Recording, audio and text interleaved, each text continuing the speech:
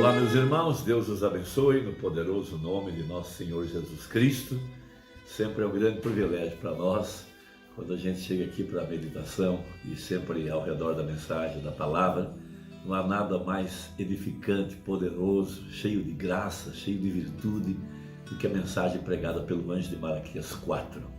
A verdade sendo estabelecida por cada escritura. Veja, homens santos, inspirados por Deus. Veja, esses homens profetizaram. Nenhuma profecia foi produzida por vontade humana. Quando a gente pode alinhar a mensagem à Bíblia, a gente percebe que tudo está em conexão e que a mensagem não é ideia de um homem, era um plano que estava na mente de Deus para ser estabelecido aqui no tempo do fim. E temos uma poderosa bênção quando essa palavra é aplicada em nosso coração. E nós somos então dominados, governados por essa grande verdade. E a mensagem ela não pode ser entendida pela mente humana. Eles confundem ela, eles tentam diminuí-la, compará-la com livros profanos e com todo tipo de pregação denominacional. Eles são tão cegos que eles não conseguem fazer a diferença entre os redimidos e os salvos, entre os predestinados e aqueles que vão alcançar a salvação comum. Veja, a salvação comum é para todo aquele que aceita o sacrifício do Calvário, que vive uma vida limpa e correta de acordo com as Escrituras, mas somente o predestinado, somente aquele que é preordenado, é aquele que pode captar a palavra que está escondida atrás do véu. Os demais não podem entrar, eles ficam aqui fora, eles vão até o sangue, até o altar onde o sacrifício é imolado, vão até na bacia de lavar. Alguns entram no segundo átrio, onde estão os castiçais, mas somente os redimidos é que entram no terceiro lugar, no Santíssimo, lá naquele quartinho pequeno, lá onde está a glória da Shekinah, lá onde está a palavra atrás do véu, o maná escondido, lá onde estava o poder vivificador da vara que reverdeceu e produziu fruto. Veja, lá era onde descia a glória da Shekinah entre os querubins, onde estava o propiciatório, ele encontrava sangue, e ali então entrava um homem, uma vez no ano, no dia 10 do mês 7. Não é sem razão que essa mensagem está localizada em Apocalipse 10, verso 7, para aqueles que já foram além dos castiçais. Os castiçais, ali no segundo átrio, estão representando as 7 eras. Veja, e o véu mostrava que o caminho não estava aberto ainda para ir além do véu. Mas quando Jesus paga o preço do Calvário, o véu é rasgado de alto a baixo. Mas não são todos que podem entrar lá atrás. Eles esbarram no homem, não podem ir além do véu e ver o que estava atrás daquela pele humana, o maná escondido, a palavra manifestada, feita carne, a luz do entardecer. Haverá luz do entardecer, diz a Bíblia. Por isso eu prego uma mensagem muito importante intitulada "Há um homem aqui que pode acender a luz".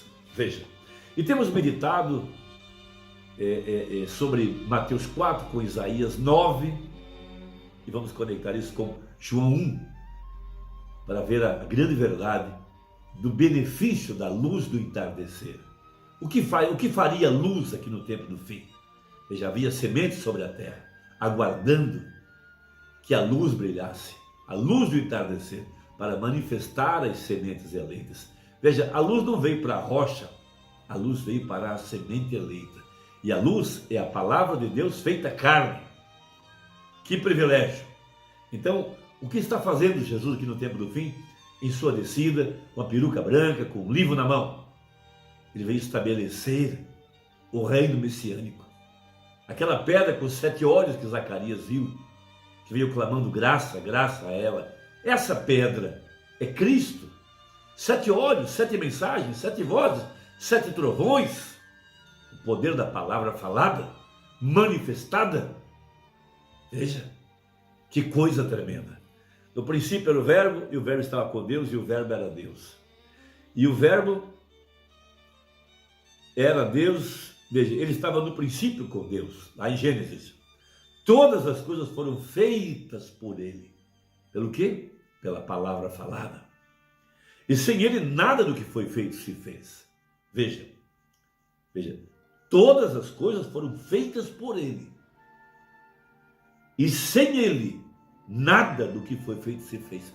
Tudo que você vê e o que você não vê, mundo visível e invisível, tudo, sem exceção de nada, é obra do haja, da palavra manifestada.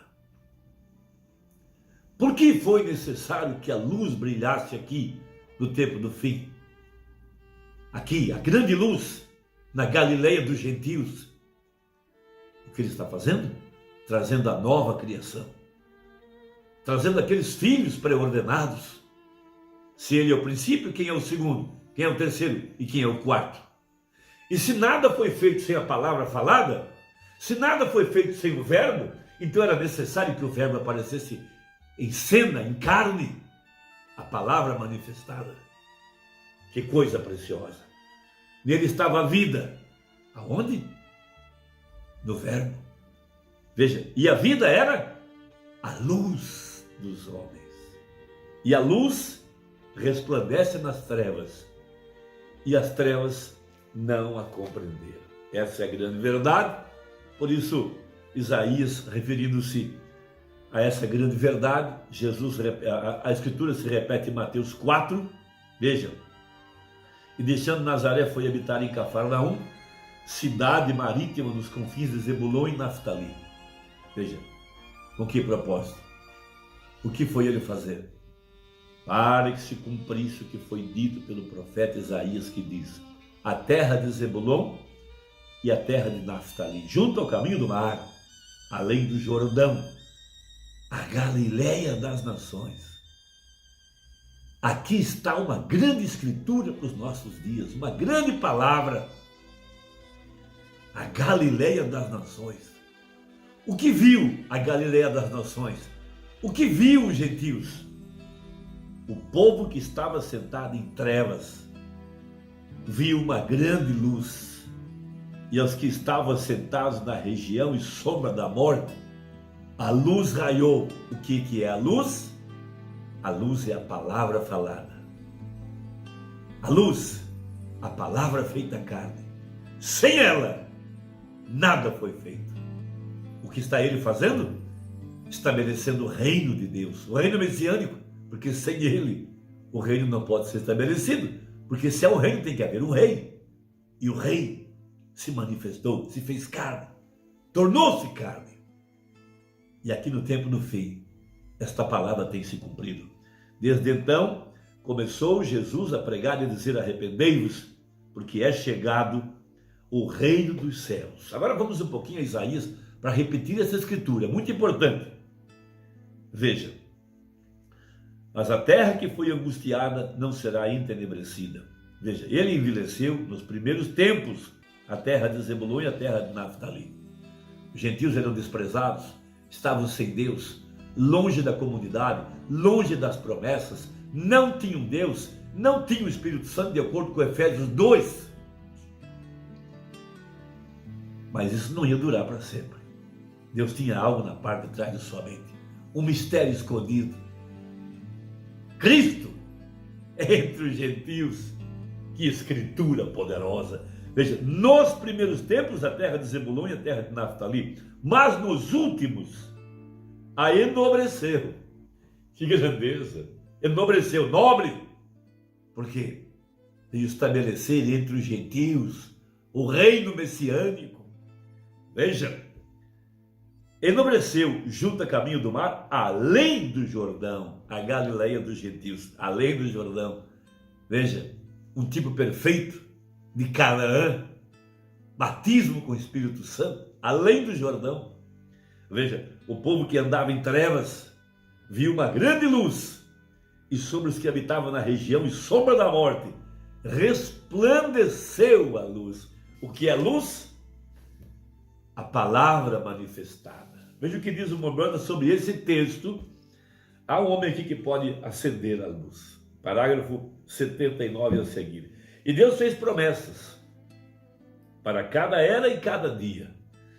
E quando a luz chega correta, veja, o dia, a hora, a mensagem, a estação, o povo, veja, e brilha sobre isto, produzirá bem exatamente o que a palavra disse, porque ele é a luz e a vida.